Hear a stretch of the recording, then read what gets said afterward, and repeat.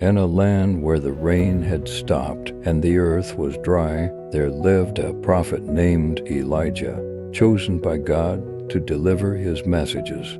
God spoke to Elijah and told him to go to the Kerith ravine, east of the Jordan River, where he would provide for him.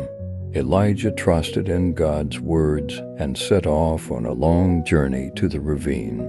When Elijah arrived at the ravine, he found a small spring of water where he could drink and rest.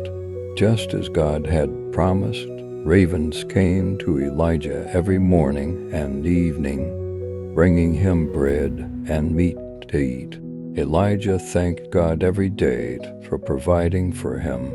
Even in the midst of famine, days turned into weeks, and weeks into months, but God never stopped providing for Elijah. One day, the spring dried up, and Elijah knew it was time to move on. God spoke to Elijah again, this time sending him to the town of Zarephath, where a widow would provide for him. Elijah trusted in God's plan and set off on his next journey, knowing that God would continue to provide for him. Elijah arrived in Zarephath and found a poor widow gathering sticks. God had prepared a new miracle.